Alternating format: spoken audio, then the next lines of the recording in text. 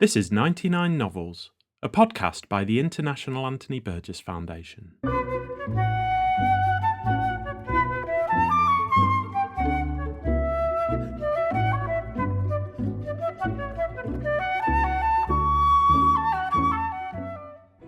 In 1984, the writer Anthony Burgess selected his 99 favourite novels in English since the outbreak of the Second World War.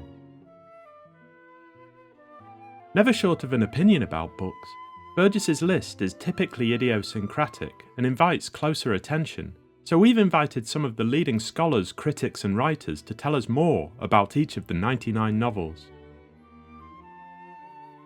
So read along with us as we explore a reading list created by one of the most original literary voices of the 20th century.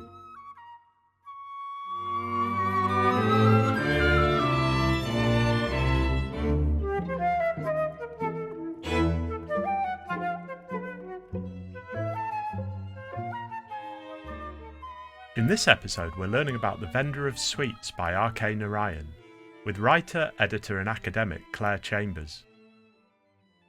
The Vendor of Sweets tells the story of Jagan, a Hindu sweetmaker who strictly follows the principles of Mahatma Gandhi. When his layabout son, Marley, decides he wants to study creative writing in America, Jagan initially supports him, but when a newly westernised Marley returns to India with an American wife and a plan to manufacture novel-writing machines, Jagan's patience begins to wear thin. Burgess says that the novel sums up much of what modern India is about. R.K. Narayan was born in Madras, now Chennai, India, in 1906.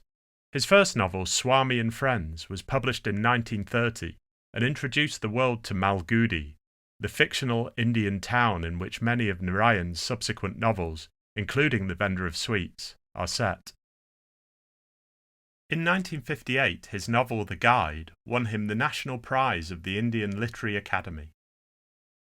Narayan wrote 15 novels, 9 books of non-fiction and 6 collections of short stories. He died in 2001. Claire Chambers is Professor of Global Literature at the University of York and a Fellow of the Royal Society of Arts. She specialises in literature from South Asia, the Perso-Arab world, and their diasporas. She's the author of several books, including Britain Through Muslim Eyes, Rivers of Ink, Selected Essays, and Making Sense of Contemporary British Muslim Novels. She edited Desi Delicacies, Food Writing from Muslim South Asia, co-edited A Match Made in Heaven, and co-authored Storying Relationships. Her forthcoming book is Decolonizing Disease, Pandemics, Public Health and Pathogenic Novels, and will be published by Liverpool University Press in 2026. You can find all of the relevant links and a list of all the books mentioned in the description of this episode. I'm Graham Foster and I spoke to Claire Chambers about The Vendor of Sweets by R.K. Narayan in March 2025. Claire, thanks for joining us on the 99 Novels podcast. It's a real pleasure to have you in to talk about The Vendor of Sweets by R.K. Narayan, which is a brilliant book. It's a book that a lot of people probably won't know about. So how would you describe it initially for someone who hasn't read the novel? Yeah, it's a great question. So to describe it to someone who hasn't read the novel, I would probably say that The Vendor of Sweets on the surface seems to be a simple novella about the life and family relationships of a widowed mithai seller. So mithais are Indian sweets. But it turns out to be a quietly comic meditation on the encounters and clashes of so-called tradition and modernity in India. The tight plotting of this novel revolves around Jagan, a man whose life as a sweet vendor sits pretty uneasily with his past Gandhian anti-colonial activism and present-day devout Hinduism. When Jagan's foreign-returned only son brings home a Korean-American partner and an ambition to start up a business manufacturing story-writing machines, then Jagan starts to be buffeted by the winds of change. How did you first discover this novel? It's not a particularly well-known novel, even amongst R.K. Narayan's list of novels. How did you first discover it, and what did you first make of it? Well, so I did an unusual master's in the late 90s at the University of Leeds with a really great now retired professor named Shirley Chew. And so we were introduced to the big three of those very early Indian writing in English. So the big three would be Narayan, but also Mulkraj Anand and the author of a novel called Kantapura, Raja Rao. Okay, so Raja Rao, Mulkraj Anand, and R.K. Narayan are really these huge, sort of heavyweight writers in English, which was new in the sort of around the time of independence. The three of them were writing, before and immediately after.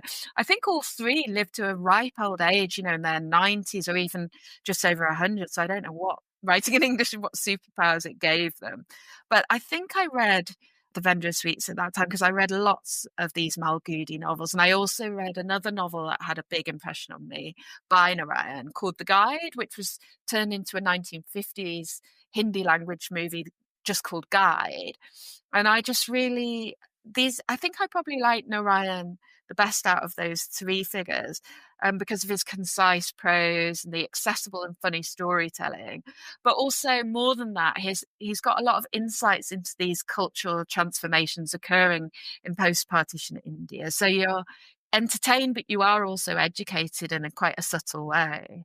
You mentioned there that one of his novels was turned into a film. Can you briefly say how Narayan was received in India as a novelist of India? I don't know too much about his reception, but he is one of those names that you hear a lot.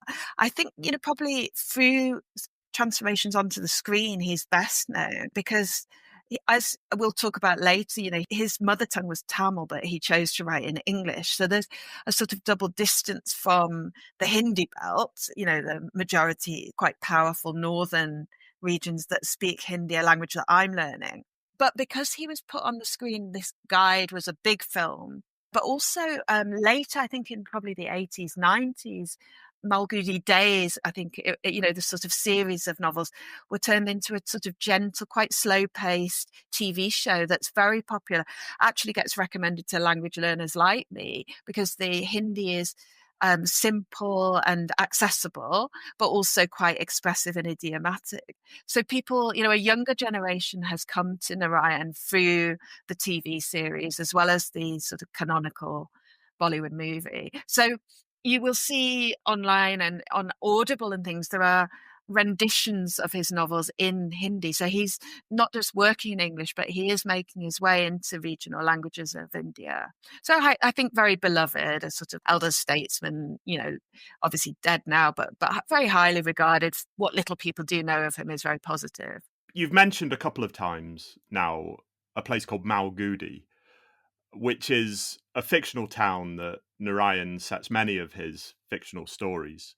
Why do you think he's chosen to set his novels in a fictional town? And what's he trying to represent about India with this fictional place? Yeah, so it recurs this trope of Malgudi, and you see similar landmarks and signs, all of which are completely imaginary.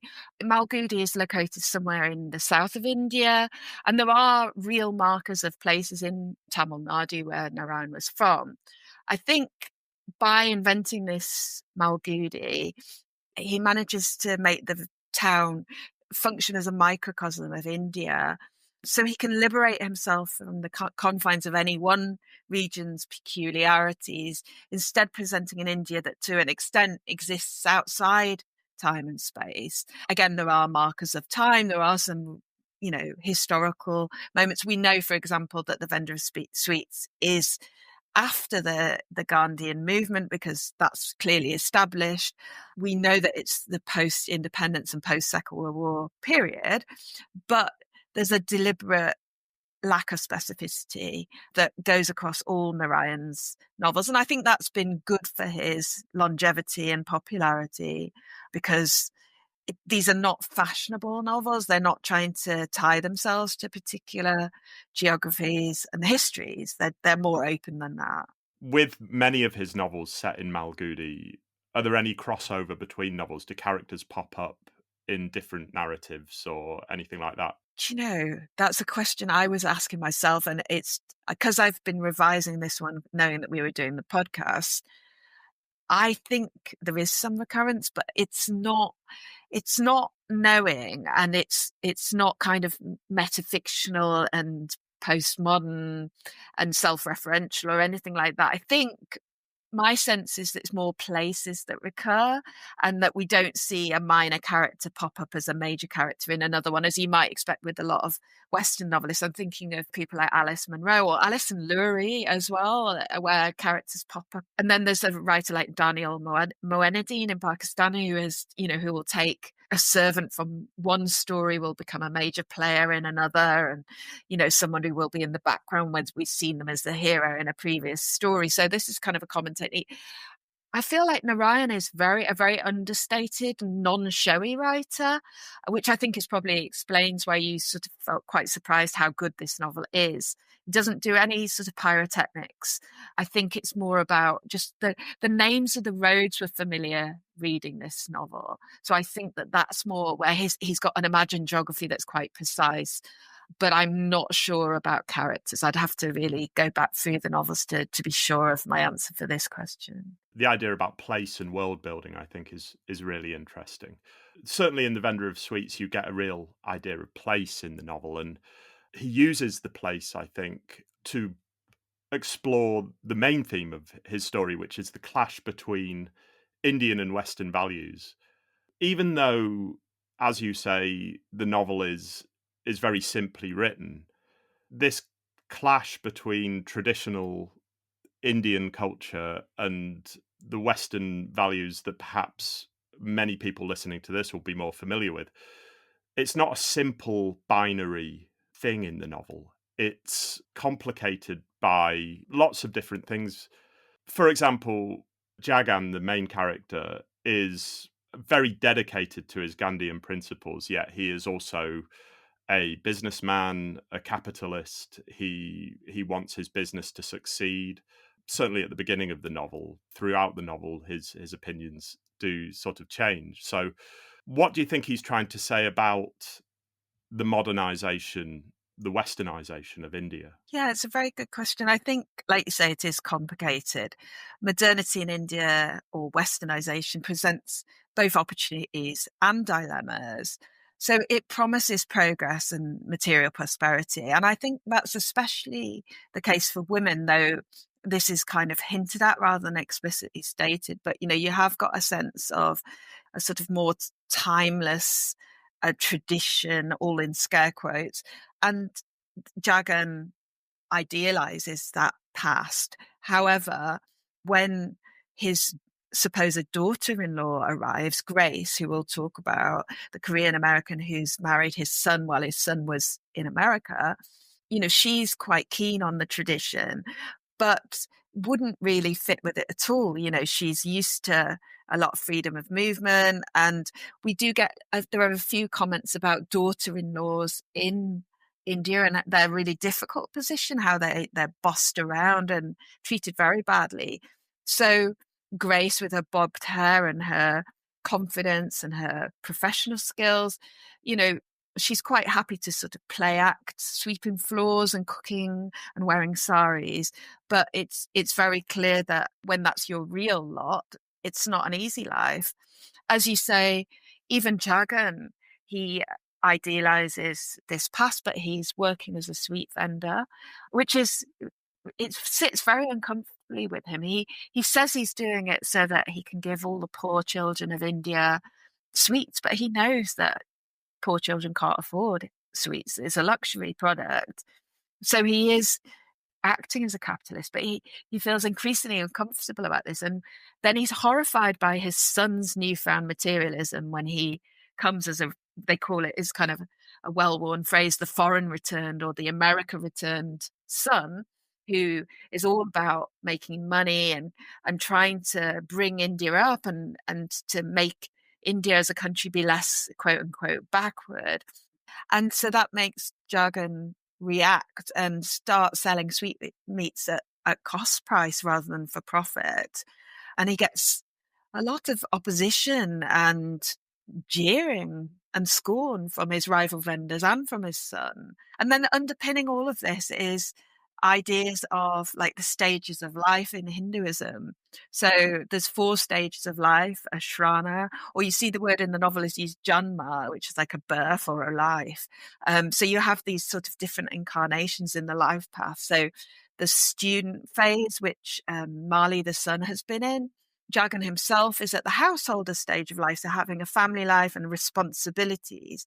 But you can see that Jagan is starting to doubt this and think it's time for him to move to the next stage of life, which is the Vanaprastha asrama, when one retires or withdraws from worldly duty.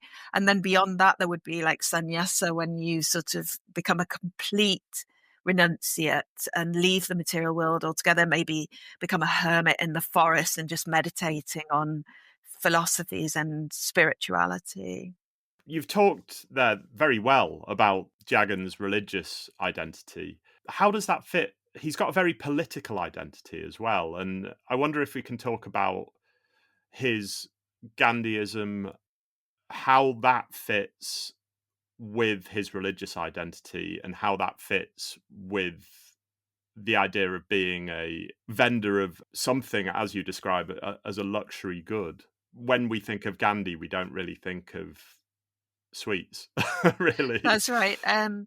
So, I mean, I think the first thing to probably say is that Gandhiism, it fits quite well with Hinduism, and that was part of the problem for India's Muslims and part of the reason that Pakistan came into existence. You know, because as important as Gandhi was and as powerful as many of his ideas were, he was sort of hailing a Hindu worldview. As much as he tried, you know, he would fast for Hindu Muslim unity. There was a sort of a somewhat patronizing attitude that he had to Muslims and to Dalits, or, you know, what he called Harijans, or, you know, the so-called untouchable, very low caste people. So both Dalits and Muslims don't feel like they were very included by Gandhi, but high caste Hindus like Jagan found it transformative. And you can see it in the novel that Jagan views Gandhi's sayings as almost religious precepts to live by. And, you know, you mentioned the sweets profession as it's interesting because Gandhi was very strict about food, and Jagan imitates that almost to the point of disordered eating. You know, he's cutting out one thing after another, like no sugar. He himself won't touch sugar, though his products are all about frying and sugar. He has very little oil and no sugar, and then he cuts out salt. So he's on a very restricted diet and eating the bare minimum, which is, you know, this is Gandhi's own beliefs, was to not indulge yourself, to be very disciplined and renunciate. So you can sort of see that, you can trace that influence there. And in fact, as an older man, he's taking it further than when he was in and out of jail as a younger supporter of the freedom movement. Now that independence has been achieved, Jagan is sort of more preoccupied by what sits around Gandhiism, less political and more ascetic and spiritual, I would say.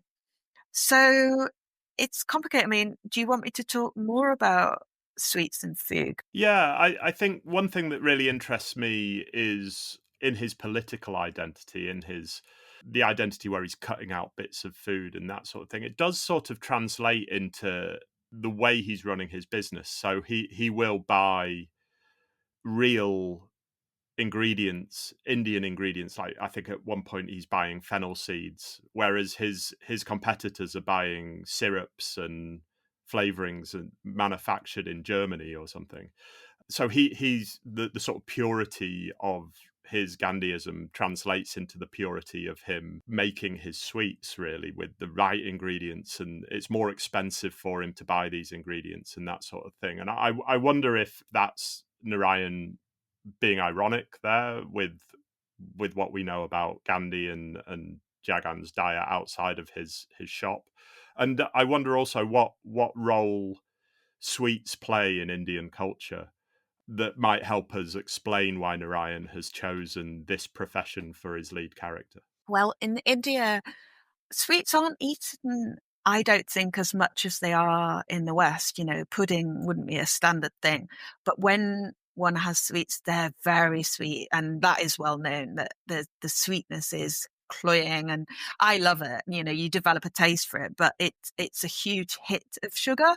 So it's a treat, and sweets are very sort of symbolic for celebrations. So a wedding or a birth in the family, or a job, a swanky job offer, or anything like that, any achievement, you're expected to buy sweets for not just yourself and your family, but for everybody in the neighborhood to celebrate together.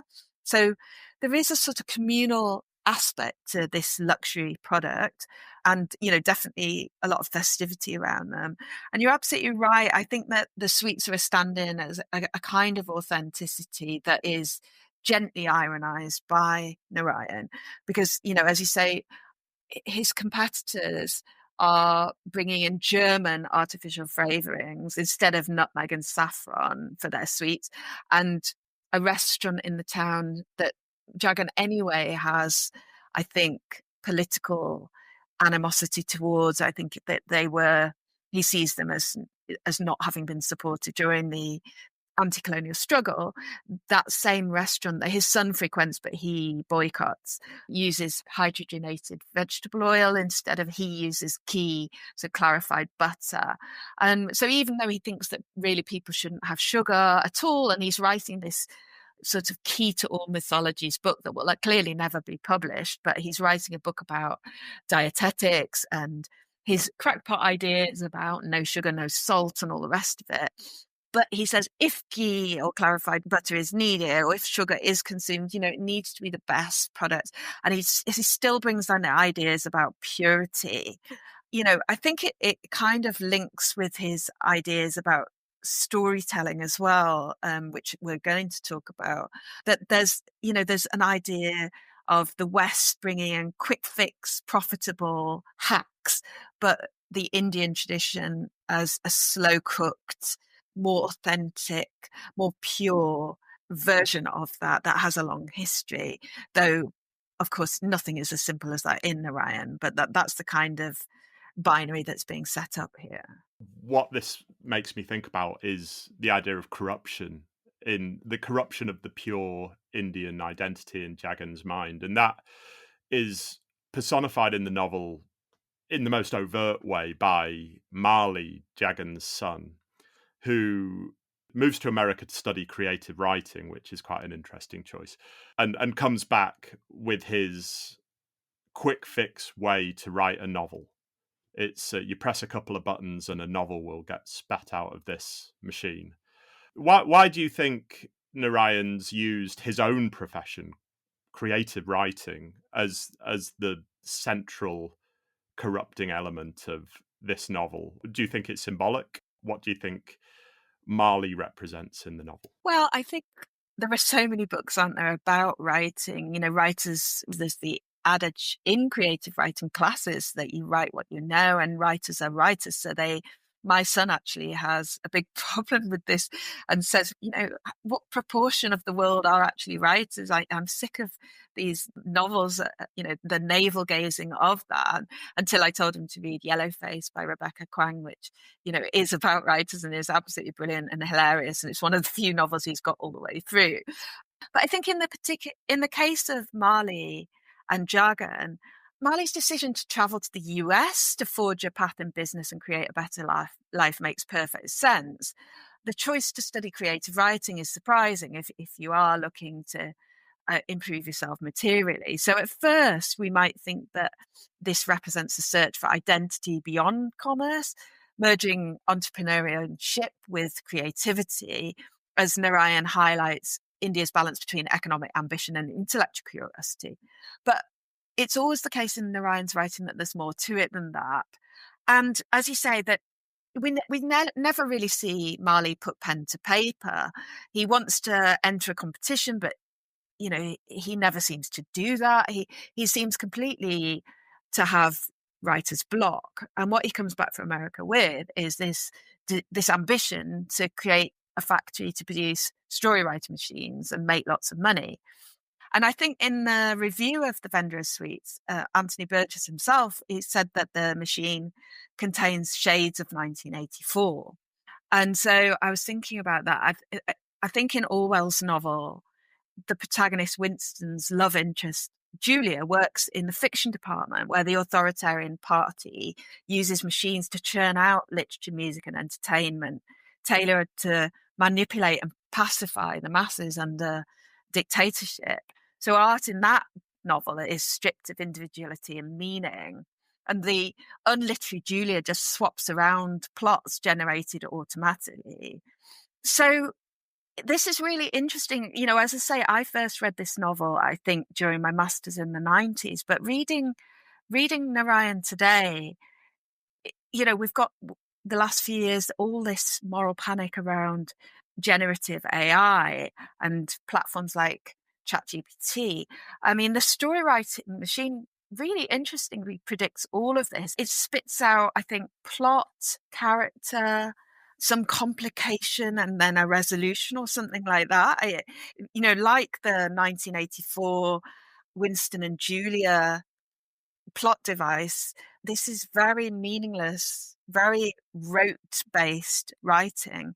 So I think what is distinct about Narayan compared with Orwell is this sort of post-colonial approach. And also, I think it's very interesting, like Orwell, very ahead of its time to be thinking about this in the 1960s in Narayan's case and the 1940s in Orwell's.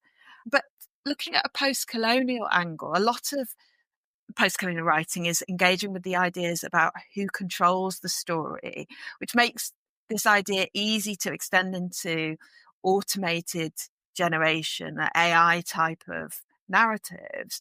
So if an AI is writing stories, who trained it and which histories and perspectives does it reinforce or erase?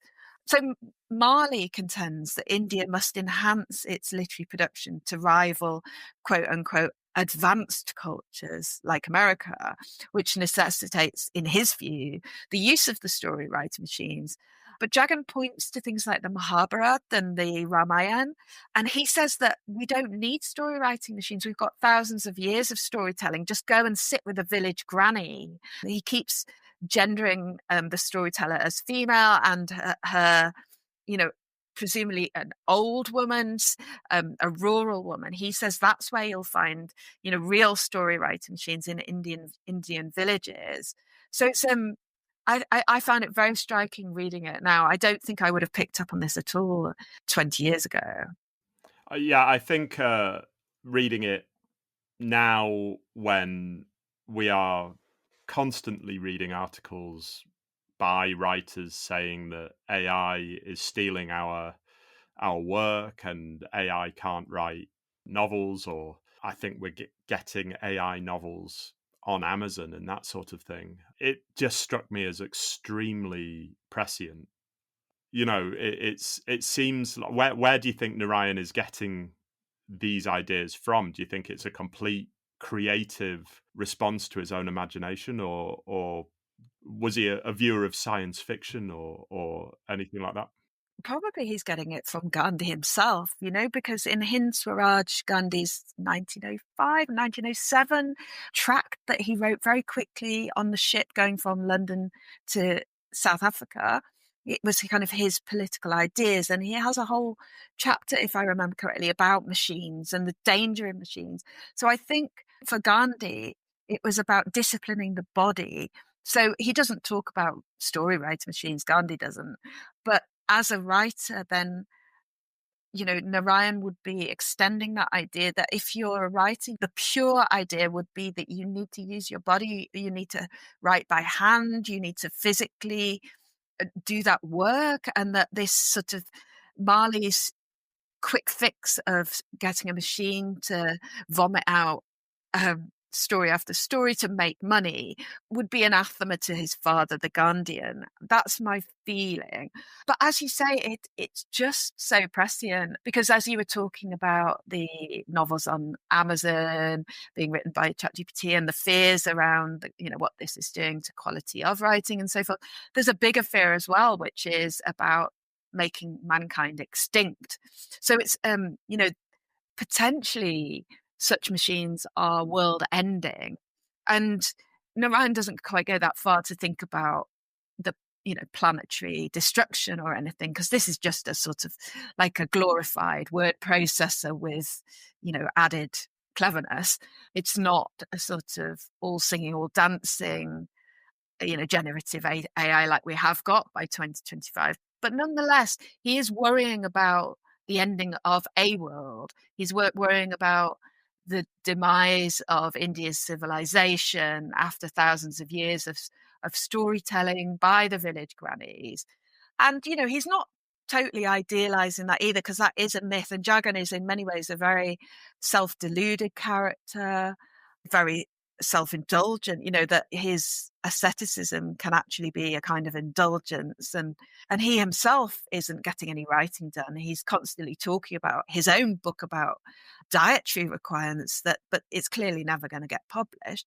And that also, that sort of search for purity can be very problematic in caste terms, because there's a lot of discussion in this novel about losing caste. Grace, the Korean American who comes to stay, she's a meat eater with short hair as a woman, that just reminds us of these cultural boundaries that can be very exclusionary.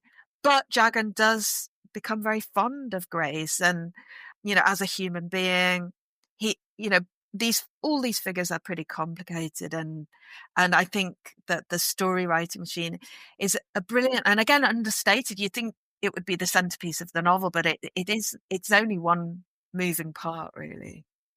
Yeah, it's in this strange mix of all sorts of things that, not being an expert in Indian culture or being all that familiar with Narayan himself, it was a surprise that such a short novel, I think it's 120 pages, had so much that I had to look up and find out about, and it's all layered on top of each other. So the story machine is right at the middle, but it's orbited by loads of different relationships and codes of society that might not be all that familiar to the Western reader.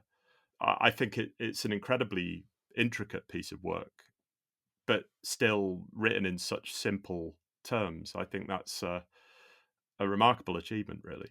Oh, it would be easy to forget that right at the end, we have a flashback to Jagan's own youth when he's getting married to Mali's mother, who's died before the start of the novel. And it is an arranged marriage, but we find out that Jagan himself was quite rebellious. He'd met several potential brides and been repulsed physically, but this one he does like. And you just get this whole, this at once quite traditional, but in its own time quite modern situation of him going to the girl's house and meeting the girl, and really liking her, and pushing the boundaries with his own family, and breaking traditions so that he can be with her, not wanting a dowry for her and things like that. So that was a surprise, that just as the novel is wrapping up, we get this unexpected backstory. It's a really interesting piece of work, non-linear. Yeah, and it does try and draw those parallels between Jagan's youth and Mali's youth.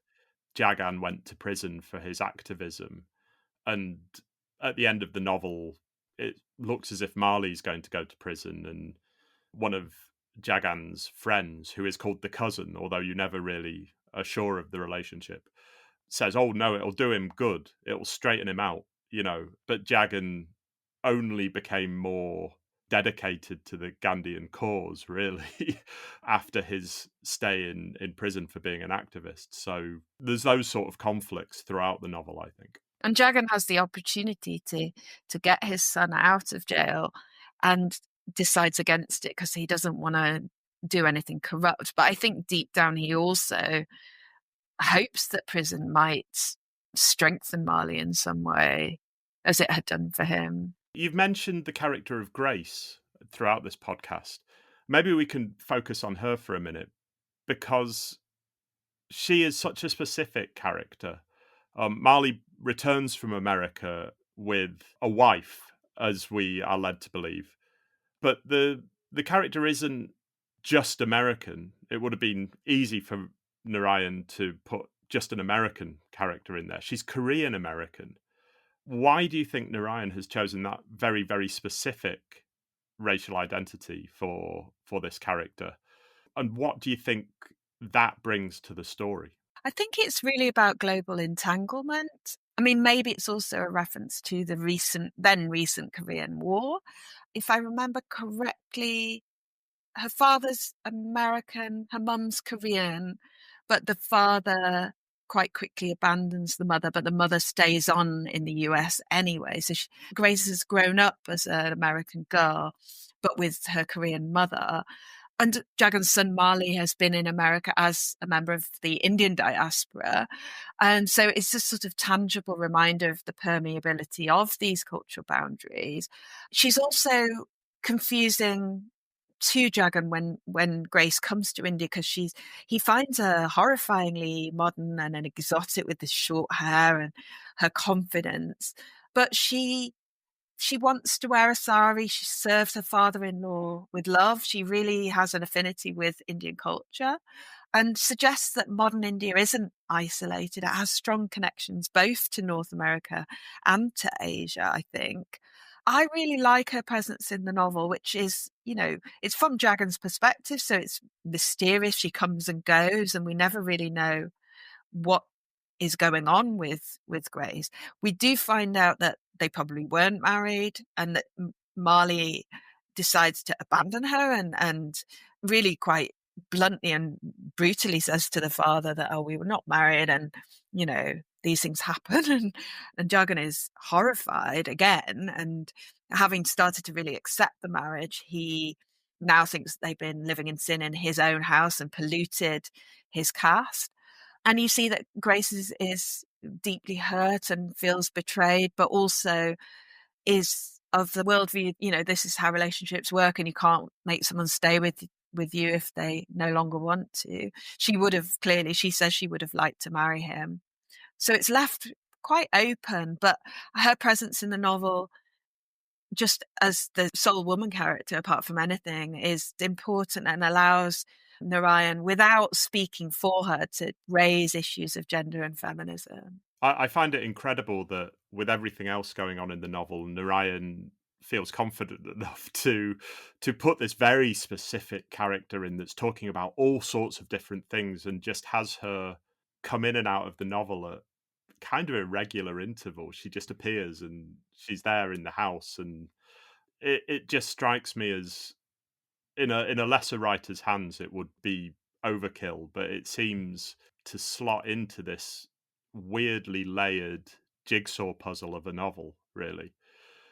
I wonder if we can talk a little bit about Narayan himself. Narayan's journey to being published is quite interesting. He was published in Britain through a relationship with Graham Greene. I wonder if you can say something about his journey to publication and what that means for Narayan as a writer. Yes, I think this relationship with Greene helped introduce the Indian novelist's work to a broader international audience. But it makes me think of other such pairings, maybe earlier pairings like W.B. Yeats's complicated relationship with Rabindranath Tagore. And also, I mentioned the big three at the top of the programme, but Mulraj Anand, being another, a very leftist, progressive writer of India, was championed by Virginia and Leonard Woolf, who brought out Anand's early novels in their Hogarth press. There's always colonial or neo-colonial overtones, I think, to this kind of patronage. No wonder the Westerners are known as patrons. They can be pretty patronizing. The relationships usually unequal. So a white British writer like Graham Greene being a patron to a racialized writer, especially given Narayan's position as a colonial subject when Greene was corresponding with him, it can leave the post-colonial critic feeling uncomfortable. Clearly, the talent of Narayan was exceptional. We've got so much to say about this novel. The time's nearly over. It's just a shame that, especially at that time, to get published internationally, you needed a crony or someone from the West to give you that push. And that was the situation Narayan was in. I don't know, to play devil's advocate, was that Narayan maybe playing the system a little bit, maybe sort of knowingly entering into that relationship in order to get published? Narayan strikes me as a very clever individual, so... Yeah, it's not just a victim here for sure. But it does lead us to the question of the language Narayan writes in. He writes all of his fiction, if I'm right in saying, in English, which was not his first language. His first language was Tamil. Why did he choose to write in English? And was it contentious in this period of Indian history, because he was a colonial subject at the time, but he lived through the partition? Yeah, I mean, in India, there's long been debate, maybe not as controversial and heated as the language debates between, for example, Chinua Achebe and Ngugi wa Thiong'o in Africa, but nonetheless, these debates are still there and have been bubbling away for a good 100, I would say 50 years. The progressive writers who I did mention, because Mulkraj Anand was a founding member of the progressive, they also would reach for English, but they made a conscious decision not to, and to use Urdu because it was the language of the people, even though some of the writers had such poor Urdu that they needed help to do that. And I think choosing the word choose is an interesting one that we probably need to complicate, because often it's not really a choice. The Pakistani writer Amir Hussain says you don't choose a language, it chooses you. So if you've been educated in English, which I think Narayan had, you just, even though your first language might be Tamil, the language that you speak to your family, the language that you were speaking from birth, the thing is you've had your whole education and that technical vocabulary is in English. So probably the most natural language for a lot of upper middle class and upper class South Asians is, the cliche is that you never end the sentence in the same language that you started off in. You just reach for whichever language is more expressive or comes to your mind at that moment. So there's a lot of code switching. And I think Narayan's use of English is also a strategic move to reach a broader audience. Once that connection with Green has been made, then, he's already writing in English, but, I think that would be the dream, is to make novels that are accessible to readers worldwide.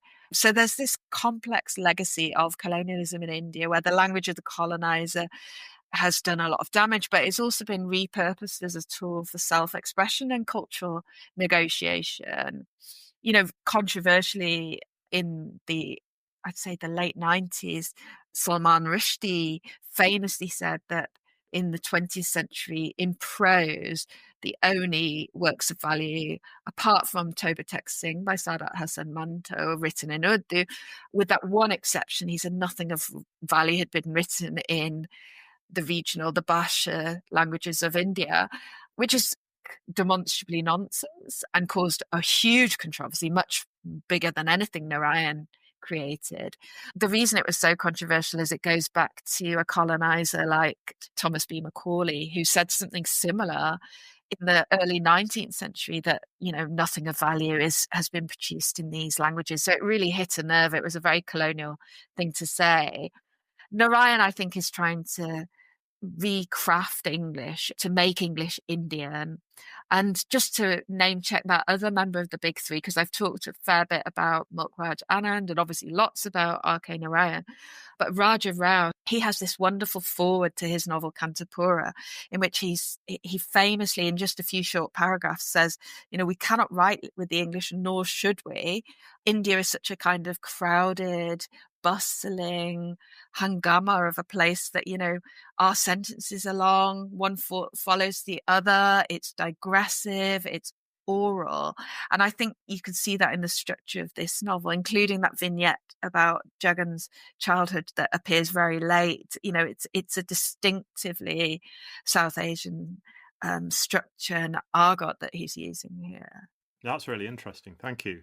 Just bringing this conversation to a close, really. What do you think Narayan's legacy is? Where does he fit into the canon of Indian literature, which you've talked about a little bit, and generally around the world, what do you think Narayan's legacy is today?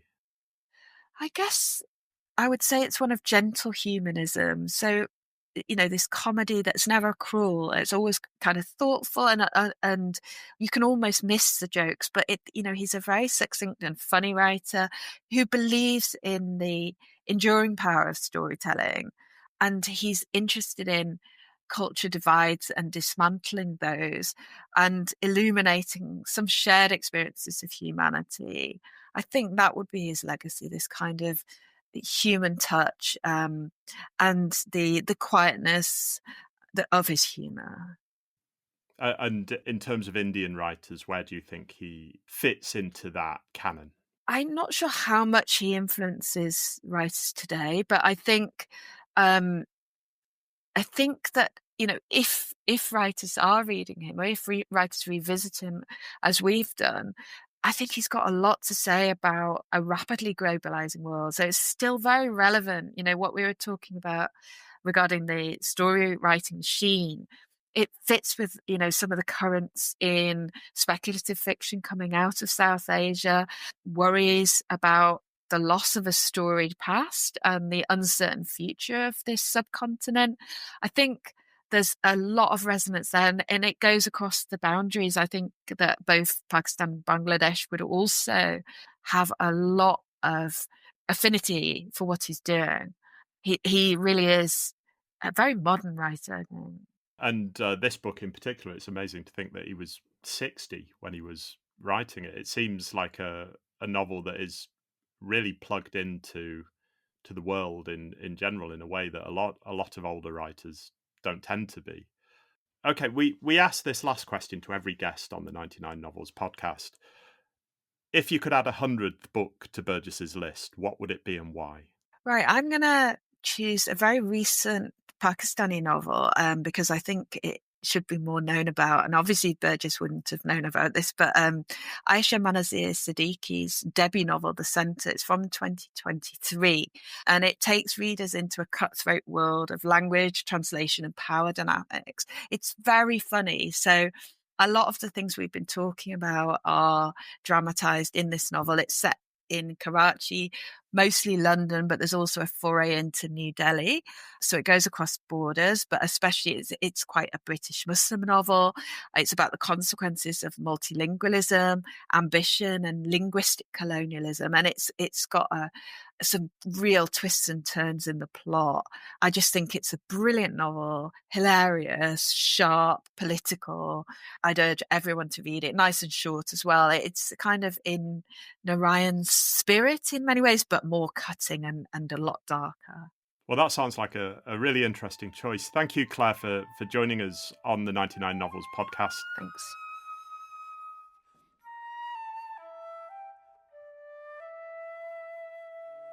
You've been listening to 99 Novels, a podcast by the International Anthony Burgess Foundation. As author, Claire Chambers' latest book is Making Sense of Contemporary British Muslim Novels. As editor, Claire has published 2 volumes on South Asian Muslim food writing, Desi Delicacies and Forgotten Food. For more information about Anthony Burgess and the work of the Burgess Foundation, visit anthonyburgess.org. And you can subscribe to our Substack newsletter at anthonyburgessfoundation.substack.com.